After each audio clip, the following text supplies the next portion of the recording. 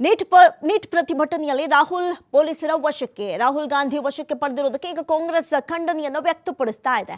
ಚಿತ್ರದುರ್ಗ ಜಿಲ್ಲಾ ಯುವ ಕಾಂಗ್ರೆಸ್ನಿಂದ ಖಂಡನೆ ವ್ಯಕ್ತವಾಗ್ತಾ ಇರೋದು.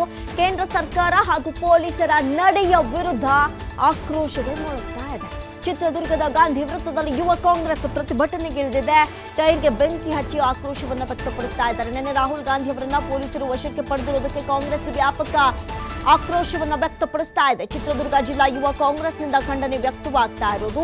ಕೇಂದ್ರ ಸರ್ಕಾರ ಹಾಗೂ ಪೊಲೀಸರ ನಡೆಯ ವಿರುದ್ಧ ವ್ಯಾಪಕ ಆಕ್ರೋಶ ವ್ಯಕ್ತವಾಗ್ತಾ ಇದೆ.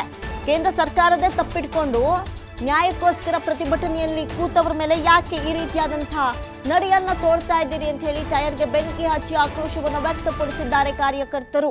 ನೋಡ್ತಾ ಇದ್ದೀರಿ ಆ ವಿಜುವಲ್ಸ್ಗಳನ್ನ. ದೊಡ್ಡ ಮಟ್ಟದ ಹೋರಾಟಗಳಂತೂ ನಡೆಯುತ್ತೆ, ಆ ಲಕ್ಷಣಗಳಂತೂ ಗೋಚರಿಸ್ತಾ ಇದೆ. ಹಾಗಾದ್ರೆ ಇದಕ್ಕೆ ಏನು ಪರಿಹಾರ? ಇದು ಕೇಂದ್ರನೇ ಉತ್ತರ ಕೊಡಬೇಕು. ನಿನ್ನೆ ಕೊಟ್ಟಂಥ ಉತ್ತರ ನಿನ್ನೆ ಬೆಳಿಗ್ಗೆ ಅಲ್ಲಿ ಮಾತಾಡ್ಬಿಟ್ಟು ಸಂಜೆ ಮತ್ತೆ ನ್ಯಾಯಕ್ಕೋಸ್ಕರ ಕುಳಿತವರನ್ನ ವಶಕ್ಕೆ ಪಡೆಯುವಂಥ ಕೆಲಸಗಳಾಗಿದೆ. ಇದೇ ವಿಚಾರಕ್ಕೆ ಈಗ ಕಾಂಗ್ರೆಸ್ ಆಕ್ರೋಶ ವ್ಯಕ್ತಪಡಿಸ್ತಾ ಇರೋದು. ನೀಟ್ ಪ್ರತಿಭಟನೆಯಲ್ಲಿ ರಾಹುಲ್ರನ್ನ ಪೊಲೀಸರು ವಶಕ್ಕೆ ಪಡೆದುಕೊಂಡ್ರಲ್ಲ, ಇದು ಸರಿನಾ? ನೀವೇ ನ್ಯಾಯ ಕೊಡಬೇಕಾಗಿತ್ತು. ನಿಮ್ಮದೇ ಆಡಳಿತ ಸರ್ಕಾರದಲ್ಲಿ ಇಂಥ ದೊಡ್ಡ ಮಟ್ಟದ ಅನ್ಯಾಯ ಆಗಿದೆ.